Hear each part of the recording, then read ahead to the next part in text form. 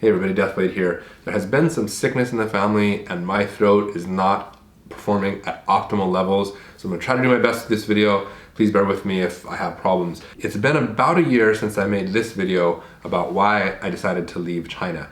And so since it's been about a year, I've had some requests and I thought it would be good to do kind of a follow-up and revisit that topic. What has it been like moving back to the United States after living in China for many years? Was it worth it? Am I happy? Am I glad I made that decision? Let's get into it. First of all, what was it like moving back? I actually thought about doing a video about this because before moving back, I had read online and heard whispers of reverse culture shock. A lot of times expats will go and get so used to living in a foreign country that they go back home and everything seems weird. I personally did not really experience that. Whether it was coming back to visit the couple times that I did or moving back fully, there were a few oddities, but nothing that I would call culture shock. For instance, one of the things that was weird was being able to understand everybody around me. Now, of course, I lived in China for a long time, studied Chinese, can speak Chinese, I can't write it. Well, I can kind of write it, but the point is, it's not like I can't understand people in China, but the thing is, because it's not my native language, it's really easy to kind of turn it off and walk around and not really be paying attention and hear what people are saying. That's especially true considering there are a lot of different accents and dialects in the Chinese language. And so in China, it was really easy to just kind of not pay attention to what people were saying. Back here, you know, it's going into my ears and it's hard to tune out. So that was a little bit different. There were some things that were very different that actually play into the main reasons that I wanted to move back. So let's get into that. One of the big reasons was the food I talked about. And just as I mentioned in the video about leaving, I really do appreciate the variety of food that's here. One thing that I actually didn't realize, even having left and even coming back to visit, I didn't really realize it until I moved back here, how much I really like San Diego Mexican food. Now, unless you live in San Diego, you might not be familiar with it, but in terms of carne asada burritos, rolled tacos, taco shop Mexican food, San Diego is the best. I'm not trying to brag, I'm just saying it is the best. It's better than LA. Sorry for any of you who live in LA, but it's just true. And again, this is not necessarily authentic Mexican food from Mexico per se. So I've been to Mexico as well, and that's a little bit different. But the sort of Americanized Mexican food, taco shop food here in San Diego is just amazing. And I really like it. And of course, I grew up on it. And so it was sort of like my comfort food that I never even realized was my comfort food. And man, I couldn't be happier to be back in a place where I can get just about any kind of food I want almost any time. Now that said, there is one kind of food that I can't get, and that's Chinese food. Now don't get me wrong, there's a lot of Chinese food, even in San Diego. There are areas of San Diego we're not too far from that have a lot of Chinese people and a lot of authentic Chinese food, but it's just not the same. A lot of times it's an issue of style, because they'll be cooking kinds of foods that are regional, but they're not from that region, or it's a style from a different region that's emulating a style from another region or something along those lines. Long story short, the kind of stuff that I would love to get in China all the time, I cannot get here, so that's something that I do miss a lot. Other than that, I have to say I don't necessarily miss China a lot. There are times when I miss it. Of course, I do have friends and family back there. You know, by family I mean my wife's family. And there are, you know, places that we would frequent, things that we would do that I kind of miss. And then there's also like little random things, just small things. For instance, I do miss that you can drink alcohol publicly in China. Sometimes it was nice after a long day's work to just walk to the corner store, buy a beer, and be able to just walk down the street, have a beer, and just kind of go for a walk. In the United States, or at least in San Diego, California, that is not okay to walk around drinking. Cops see you, you're gonna be in trouble. And there are other just little random things that I kind of do miss about China. The biggest factor that prompted us to move overall, though, was my son. So I refer to him as Baby Deathblade on the channel, although he's now already 4. So it's reaching the point where we're gonna have to come up with a different nickname for him.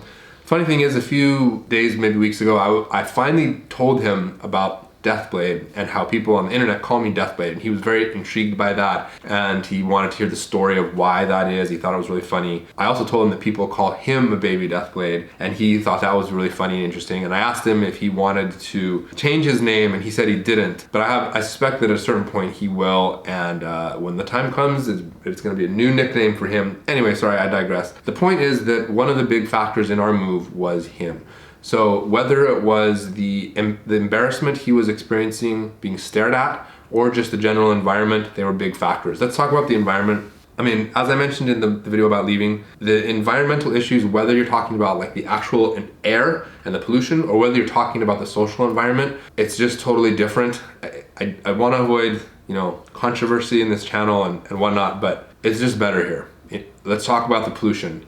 There's no way you could ever argue right now that the air quality in China in general is better than the United States. And of course, there are specific places in China where pollution is worse or not as bad than other places. The place we came from was severely polluted. North China near Beijing, like really, really badly polluted. Over the past couple of years, that pollution problem has been getting a little bit better. But here in San Diego, it's like if you pull up the air quality report, it is almost always green, occasionally yellow. Back where we come from, it's like black and red with occasional green and yellow. Now the thing is, in Southern California, you do get smog, and I find it almost funny because like I'll hear people complain, oh, the smog, the pollution's so bad here. I'm like, you don't know what bad pollution is until you've lived where I have lived. Where I live, the air will smell bad. It'll hurt your nose. If you don't wear a mask, sometimes you can get severe problems right away. You pull up the pollution report and it'll say it's not recommended to go outside. Now that is bad pollution. Here in San Diego, there is smog, but in terms of the like PM 2.5 and the really dangerous stuff, it's like almost non-existent. And then in terms of the social environment, again, I mentioned this in the other video, in terms of the behavior of the children, the general behavior of even adults in public, in most cases, it's just, I prefer it here. Now that's not to say that there are not poorly behaved children or poorly behaved people here in the United States, or specifically where I am in San Diego. I mean, there are social problems everywhere, and you know, California in general has a lot of problems with different social issues. So I'm not claiming that it's perfect, but I definitely prefer it. I talked about a lot of horror stories about things that I saw and experienced in China that I didn't want my son to experience, or at least I didn't want to have to explain to him. Dad, why do kids poop on the street? Dad, why can I see other kids' butts? Dad? And I'm glad to have left those things behind. I think it's better for him, and I think that it will be better for him to fondly remember China as his home away from home and want to go back and visit than to be there and be thinking back to the United States and wanting to come back here. I don't know, that's just how I view it. When he gets older, he can make his own decision. The issue of being stared at, I don't claim to be an expert on child sociology or psychology or whatever you want to call it. So I really don't know what factors were playing into the whole situation. But what I do know is that he started getting very self-conscious about people staring at him, talking to him. It got so bad that basically around the time that, even before we moved, when we went out and we went into the elevator and stuff, he would literally like curl up so that he wouldn't have to look at people, and you know, he was hiding basically. And that behavior continued after we moved. Obviously, it's not like it was just gonna change overnight.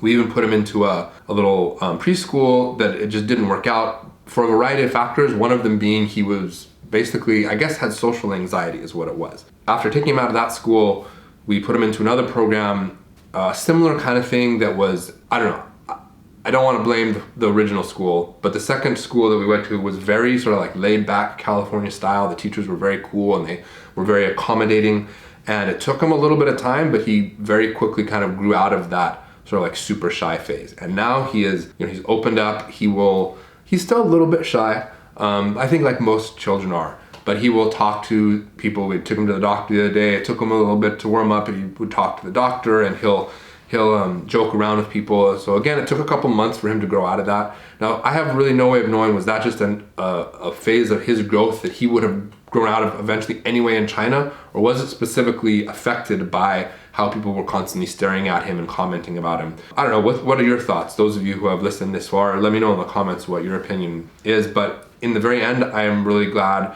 at how he's kind of progressed and grown. In that regard, I'm really happy. One downside to having moved is the Chinese aspect in terms of the language.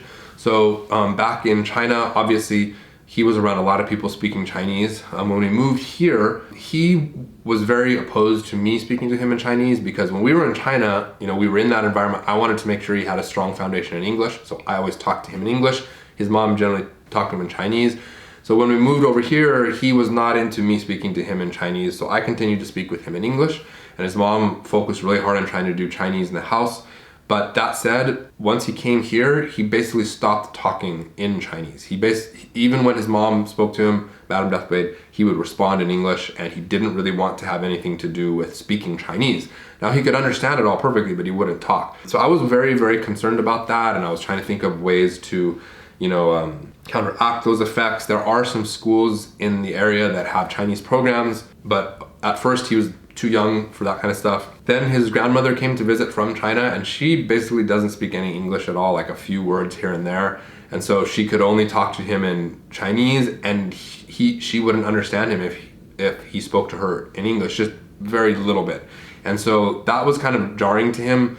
And after about a week or two, he kind of just turned on the Chinese again and started talking to her in Chinese. And now when his mom speaks to him in Chinese, he will converse with her in Chinese, and he's doing okay. I know that English is his dominant language, and it's going to be hard to keep that Chinese up, but we're going to do everything we can to make that happen. Of course, there is one major big downside to moving from China to the United States, and that is the cost of living, because the cost of living is just way, way, way, way, way higher in the United States than in China. Across the board for just about everything. The only possible exception would be imported stuff. In other words, like the stuff that I would normally go to the grocery store to buy here, if you want to get that in China, it tends to be a little bit more expensive, obviously, because it has to be imported. But other than that, everything in the United States is way, way more expensive. Now, of course, I knew that going into it, and I had planned out a budget and whatnot, but man, it is pretty bad.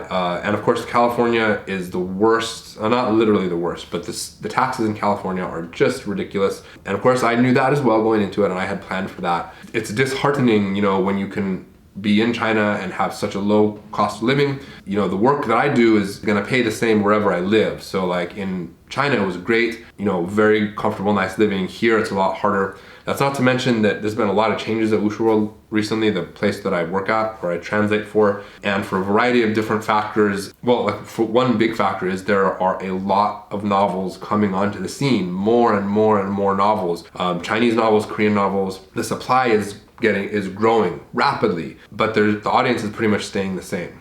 So that's a downside for us, for translators like me. It's disheartening to be doing the same amount of work, and then basically your income is just kind of going down, even though everything you're doing is the same. That's just a market thing, it is what it is. And so of course, I guess it's a good time to mention, if you do like the channel, please do like and subscribe. And if you're able to support with, maybe a donation or Patreon, that stuff really, really helps. The ad money on YouTube is just, there's no point in even looking at it, at least for a small channel like mine. For the big channels, it's different, but for little niche channels like me, a video might make me like $1 or $2 off of the ad money. So I do monetize them. Maybe one day I'll do some viral video and make some money off the old videos, but every little bit helps. So I do have the monetization on. That said, for anyone out there who is in the position to support, I really appreciate that. And it's because of people like you that I'm able to continue to do this kind of work. People have been signing up for Patreon or sending in donations, and for those of you who have done that, I really, really appreciate it. So in the end, am I happy with the decision to move? Yes, I'm happy. Madam Deathblade's happy. Baby Deathblade is happy. I think overall for his growth and development, it was definitely the right decision. And there are other factors that I haven't touched on. I don't want this to be some super long, boring video, but I think these are the main key elements. So hopefully this was helpful to any of you who have been following my channel or who are interested about the whole idea of going overseas to live. I think many of the things that I talked about probably apply to any country that you would go overseas to live in a developing country, I should say, or in a country whose culture is very different from that of the Western world. If you have any questions or comments, please do leave them below. I'll try to check them out. Like and subscribe. That's it for this video. I'll see you next time. Godzilla.